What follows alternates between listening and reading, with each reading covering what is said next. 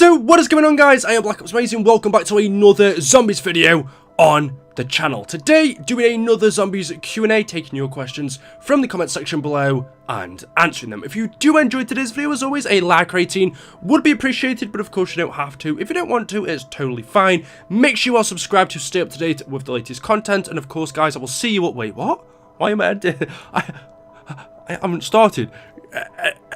Enjoy the video. So I've got a ton of questions to answer from you guys today, and the first one comes from Lil L3X, and this person says, Happy New Year, BOA. Wow, this was a while ago. I have a question for you. Do you think Mob of the Dead will be remastered in Black Ops 4? Well, there was a lot of rumors that it was going to be coming in Black Ops 3. We thought that possibly it would be coming in Zombies Chronicles. Obviously, it didn't. It is a fan favorite. In fact, probably the most liked map out of any that we've had. Definitely my favorite anyway. And Treyarch also know that themselves, and they have said that one of the reasons why they didn't remaster Mob of the Dead in Chronicles is because they wanted to stick with the theme of the original characters. For those people who haven't experienced the original maps, like in World at War and Black Ops, and don't really know the story of our characters before Black Ops 3, the maps in Zombies Chronicles definitely help that, because they're the original maps with our original characters. If you don't know anything about their story before,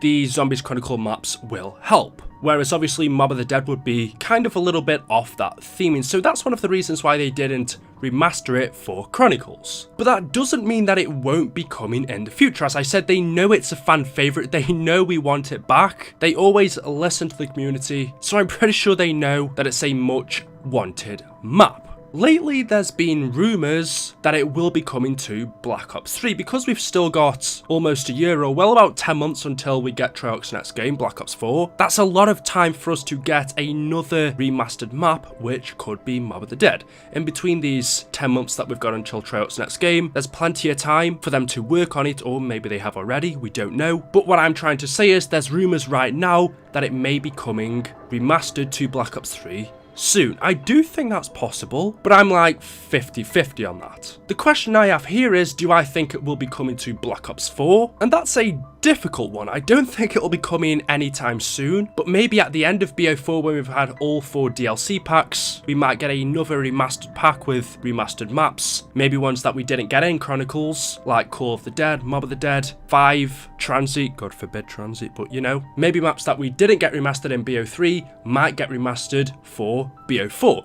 We don't know. I really hope that will happen, but for now that's all just theory and speculation. Let me know if you could remaster one map that we haven't had so far, what would it be? The Terminator 101 says, did Treyarch plan the whole entire storyline from the start? In brackets, Nakdir and Toten. So no, the first ever zombies map that we got was of course Nakdir and Toten, and there wasn't a storyline then. When Zombies first started, when it was first created, and we had our first map Nacked, it was just a project that Treyarch were working on the side. Besides from multiplayer and campaign, a small team, just a couple of developers were working on this little secret zombies mode on the side. They made it and thought, you know what, this is fun, let's just put it in as a bonus game mode that you get for completing the campaign, and that's all it was. There was no story, we were just with a random set of characters, just playing this cool little game mode that they made up. It was the same with the next map, Verrucht. Again, we had no storyline, they just decided to do another map because they saw that actually a lot of people enjoyed this zombies mode, and so made another map, which was Nacked.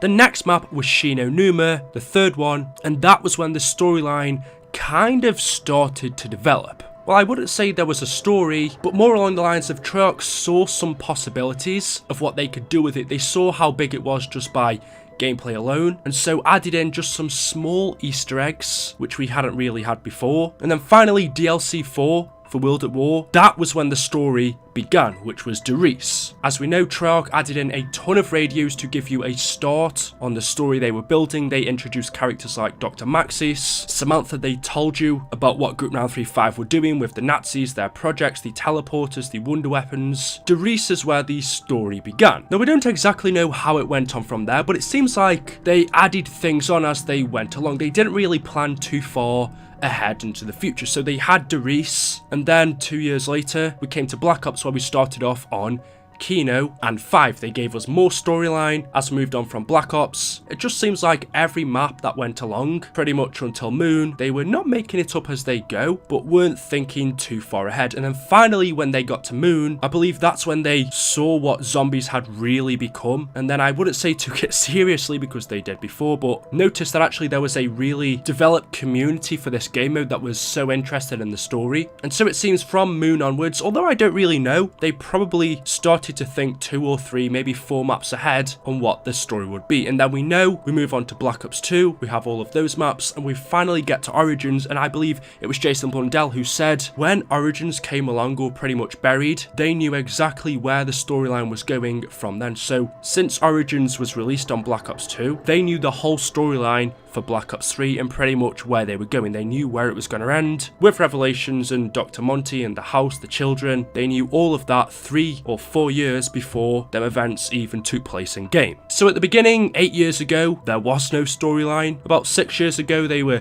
kind of introducing things. 4 years ago, they were planning things 2-3 maps ahead, and then pretty much for 4 years now, whenever Origins released, they've known pretty much how they were going to end the story. COD Pro says, why is there a huge hole leading to the center of the earth in Buried? Well, that huge hole is the rift. The rift is what they were talking about all throughout Black Ops 2. Richtofen told Samuel in Die Rise that he needs to mend the rift. It's basically a giant crack, a giant hole in the ground, which is a gateway to Agartha. And that, besides from the reason that they want to link the final pylon, is the reason why they arrived at Buried. The next question says, what does the giant Easter egg have to do with the zombie storyline? So believe it or not, it is actually very important in terms of the storyline. In fact, if we didn't have the giant, and I'm talking about the Easter egg, obviously we know the intro is important, but if we didn't do that Easter egg in the giant with finding Samantha's toys around the place, then the other maps wouldn't be able to come into place. Because if we do that, if we complete the giant Easter egg,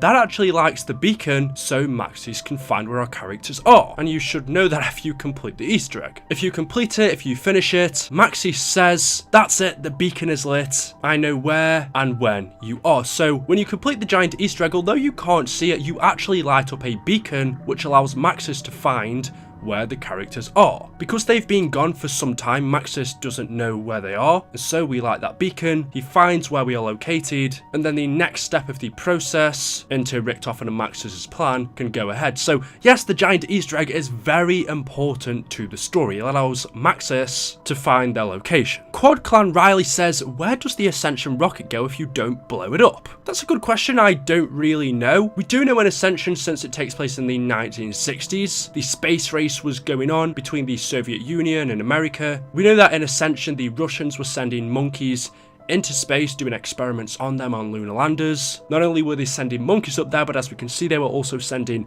rockets into outer space as well. And this one, I presume, would have been to go to space for some sort of research that the Russians were doing at Ascension. I don't exactly know what, but that's where I presume it would be going. I don't think it's going to blow anywhere up, although, I mean, we don't really know. That's just theory, but that would be my best guess. As you may know, you can actually shoot it down with the ray gun if you want to. There's really nothing for doing that. There's not another part of an Easter egg or anything like that. You can just blow it up with a ray gun if you feel like. But if you do or don't, it doesn't have any effect on the storyline. So for that, I assume that it's not really important. Where does it go?